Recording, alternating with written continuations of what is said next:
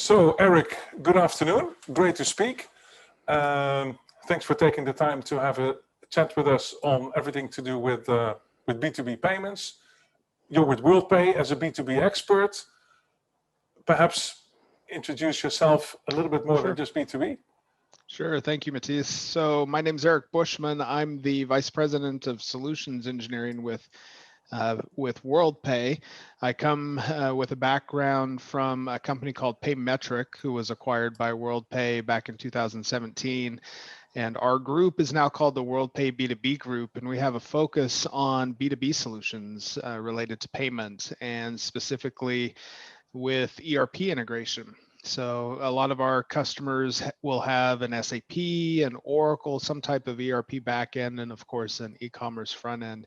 And we help facilitate the B2B payments, also some B2C, but a lot of our customers are processing B2B payments from both their ERP and their e-commerce site.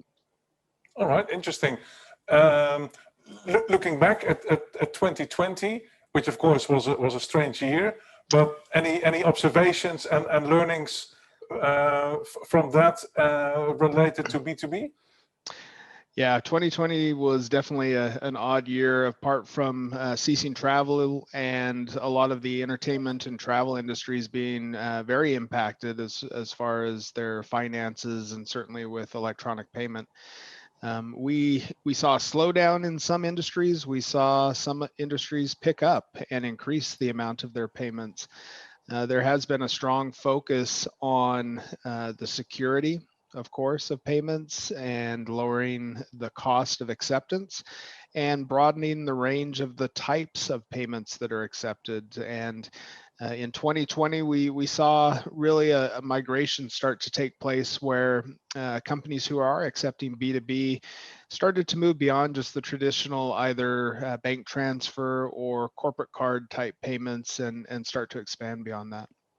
All right, yeah, interesting. Also, a lot of new companies who were not trading online before or selling online before. Yeah, certainly. So again, it was industry specific for the most part. I mentioned travel and hospitality. In certain cases like restaurants, for example, companies that you would traditionally have expected were processing card present transactions, more retail type transactions. Of course, we've seen a trend to pickup orders or deliveries. And so a lot of those transactions were now processed as card not present. But you saw transformation across the board. Didn't really matter the industry. There was some sort of impact. 2020 hit us all, and everyone adapted. And we saw methods of payment being used that weren't previously used. We saw a switch from card present to card not present, or the reverse, as companies adapted to the changing landscape that 2020 gave to all of us. Okay, so that your comment on payment methods is an interesting one. Does B2B payment methods, does that differ a lot from B2B to B2C? Yeah, it does. You'll see some of these payment methods that as consumers we're familiar with, such as Apple Pay, in your home country of the Netherlands, ideal. Different types of bank transfers, perhaps. There's different payment methods that are common in Asia that are not common in South America, for example, but are very common to the consumers in those geographies.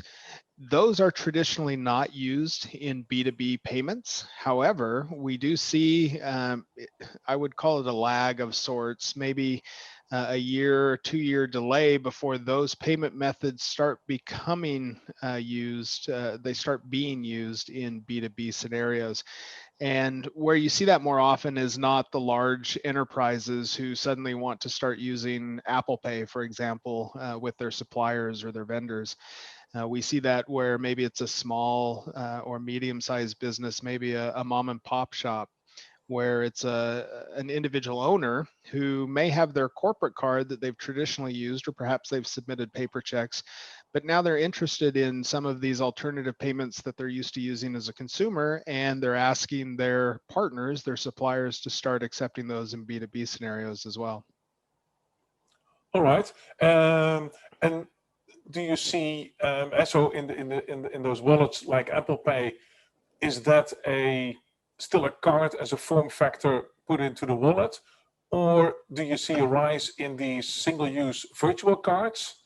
Yeah, there is definitely a rise in single-use or virtual cards. So as the industry as a whole shifts away from the need for a physical card and it becomes more virtualized in these wallets, we are seeing that shift, or for maybe security reasons or for financial reconciliation reasons, the use of a single one-time virtual card is gaining in popularity as well. A company can more strongly control the use of their card by issuing a card for a single one-time payment for a specified amount. And once that virtual card has been used, it can't be used again. So it offers strong controls. And also it makes reconciliation easier because they know what that card was issued for, what the payment was intended to be for, and it helps the financial team reconcile those payments much more easily. So, reconciliation is typically the number one, let's say, comment. And comment, I guess, is a nice way of saying a complaint from something that's suboptimal. So, you trigger me with reconciliation. How does the virtual card improve the reconciliation, or what type of data point? How does that work?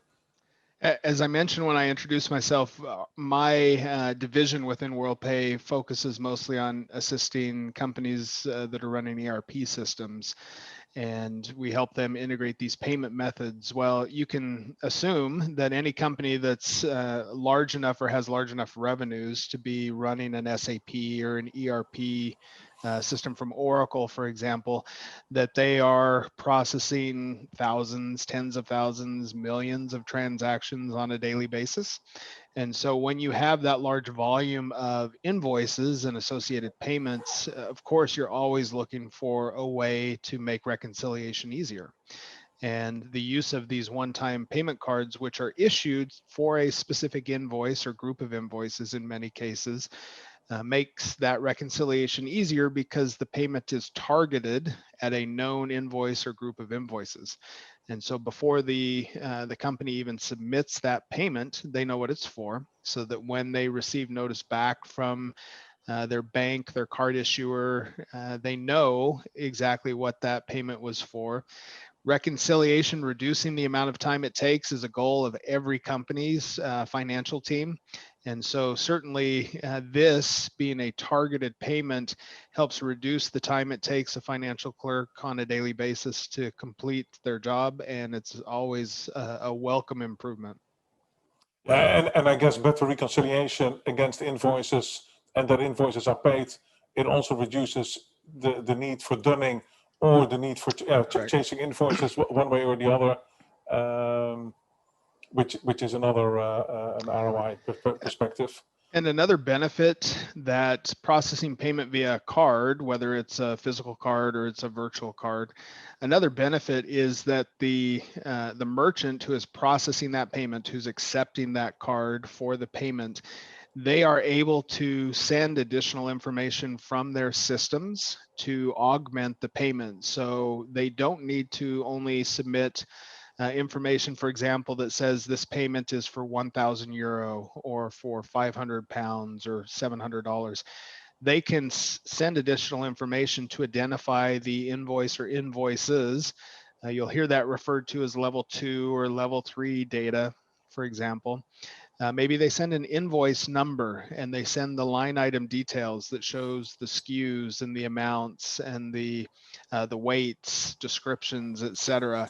So when they add that additional information to the payment, then that also helps make the reconciliation process much more smooth, streamlines it, makes it easier for the card holder, the company who is making the payment, to do the matching. So a lot of benefits above and beyond your traditional ACH payment method, your bank transfer payment method. And the card brands are touting this ability in order to try and increase spend on cards. This is something that Visa and MasterCard and American Express are actively promoting. They're encouraging companies to use their cards to increase their spend and move away from the traditional payment methods. And this is one of those features that they tout, not only the security of a virtual or one-time card, but this additional information as the merchants start supplying more information with the transaction. It helps the cardholder to better identify what that payment was for. Yeah, exactly. But isn't the positive ROI of better matching and a better reconciliation, isn't that, so to speak, destroyed by the high cost of acceptance because the cards are expensive? Or is that a very European way of looking at cards? Yeah, so as an American, absolutely, we see the card spend in Europe at a much lower percentage level of payments than we do here in North America. I often joke with my colleagues in Germany that I can't expect to use my credit cards when I'm visiting Waldorf or Berlin or Munich. Certainly that's not the case, but yes, spend is higher in North America with cards than it is in Europe. We do see that the cost of acceptance is a factor, and every merchant needs to consider that in their ROI. That's often offset by a reduced DSO. Maybe they're able to receive their payment faster. And it's also offset in large part by a card holder, your partner, your customer, demanding that you accept those payment methods because there's obvious benefit to them as well. Maybe the traditional payment method was a net 30 terms and perhaps you gave them a 1% discount if they paid before that.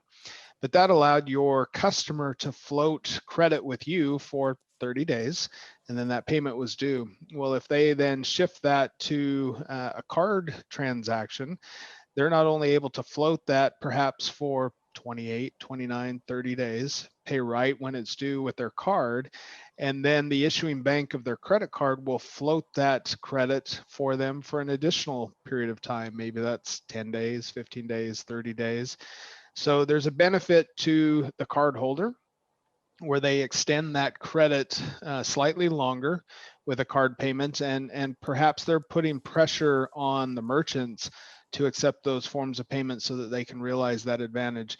So maybe a softer cost, maybe a softer savings that they're recognizing, but it leads to a better relationship between a buyer and a seller. And in North America specifically, and we may see other factors in different parts of the globe as well.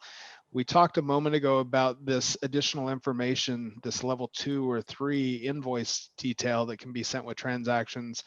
In North America specifically, the brands will reduce the interchange cost on a B2B transaction when this additional information is submitted. So rather than paying, and we'll keep the math simple, rather than paying 3% on a $1,000 transaction, if the cardholder is using a corporate card and the merchant submits this additional invoice header and line item detail, maybe that 3% is reduced to 2%. And it becomes much more palatable. The cost difference is not as great as it would be accepting a bank transfer or a paper check. You have a happy cardholder, a happy customer, who's now able to float a little bit longer the credit that's involved in that purchase. And they're able to better match the payment they've made with the invoice details that not only came from the merchant when they made the purchase, but then was also included on their credit card statement because that additional information was submitted as part of the transaction. So both, it is more expensive, but there are other benefits that seem to offset that for many companies. Yeah, and if the velocity of funds, so you get paid instantly or nearly instantly, and you reduce those DSO without impacting the DPO, the days payables outstanding of the payer, then the payer is happy. He still has the same, if not better, days, and the issuer funds that. Yeah, and then the DSO of the seller improves. So you're right, that both sides are happy. I have seen those, I think level 3 data in Europe is UK and Ireland. But I think those high ticket interchanges are pan-European in nature. So, but yeah, as you rightly said, us continental Europes are not very card-minded yet. Perhaps one other thing to note there too is that as your spend as a corporation increases, there are programs that the issuing banks and the card brands put in place to further incent. So there will be rebates. There's additional incentives that are provided so that as your spend increases, your savings overall can increase. You mentioned high ticket transactions. We have clients where it's not unusual to see a $1 million plus transaction being processed on a card, or a 1.5 million euro transaction. Certainly those are not common, and you need to have a card that has the credit limit to support that. You'll usually only find that with a business-to-business transaction when it's a corporate card being used. But instead of charging 3%, maybe the fee is reduced significantly, because certainly 3% of $1 million transaction is not palatable. So those may be reduced to a flat amount. Maybe it's a $500 charge or something. That's negotiated with your acquirer, whoever is actually processing those payments, like Worldpay. But those interchange rates are set by the brands and passed on by the acquirers. And there are savings to continue to incent the use of business-to-business corporate cards for those payments, despite what otherwise would have been a higher fee. Yeah, exactly. Okay. So so you spoke at the beginning about ERP and implementations. What's the role of APIs, and how important is it to work with APIs to connect? Mm-hmm. I'm assuming you connect via APIs, and it's not a hard-coded integration these days. When I started my career 25 years ago, my background's with SAP integration, and I started as an ABAP programmer, and eventually got involved in the payment interfaces, and have been working with the payment integration for about 25 years now. The interfaces back then were either file-based or remote function call, not truly an API per se, but the genesis of APIs. File-based was the norm. A company would do an ACH run at night. It would generate a file, which they would then originally FTP, and now of course it has to be SFTP. And we've gone from SSL to TLS security when you transfer those files. So there's improvements in the traditional payment methods as well. But we've seen now, especially as e-commerce has become more and more prevalent, we've seen this shift of importance on APIs. And that's absolutely necessary, especially when you look at some of these digital wallets, alternative payment methods. That's not those are not payment methods that could be supported through file-based interfaces. So we've seen the rise of APIs. We've seen the acquirers, the gateways who integrate into merchant systems really upgrade their interfaces, their APIs to support not only the traditional card-based payments, but the wealth of alternative payment methods. Worldpay, for example, has the ability to support over 300 different alternative payment methods around the globe, and that would not be possible if this was file-based. Certainly would not support the rapid pace of commerce these days if it was all file-based. So APIs certainly are extremely important in today's commerce world. Excellent. And leading off that, Eric, the role of partnerships.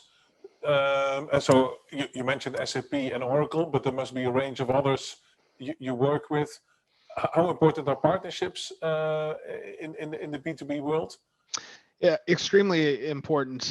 You can't do business without partners in the B2B world. That's what it's based on. SAP and Oracle being some of the larger ERP systems we work with. On the e-commerce side, we see SAP Commerce, Salesforce Commerce Cloud, Oracle's Commerce Cloud. We see Magento. We see different platforms commonly across all of the merchants that we work with. So having strong partnerships as a payment processor, with the various vendors of these e-commerce platforms, these marketplaces, these ERP systems, we need to keep up to date with enhancements that are being made in their products so that we can not only update our APIs, as we just spoke about, so that we can update the business logic workflows in those systems that we're able to support through our payment gateways or our payment platforms. We do maintain strong partnerships with almost every vendor of an e-commerce platform, a marketplace, an ERP system that we can, because there's constant change and we need to keep up with it. Okay, excellent. I think that's a great final thought. So we're coming to the end of our time. So I really appreciate sharing your thoughts and sharing some outlook on the B2B world. Eric, Absolutely. thank you very much. Appreciate you having me, Matthijs. Thank you. You're very welcome. Thank you.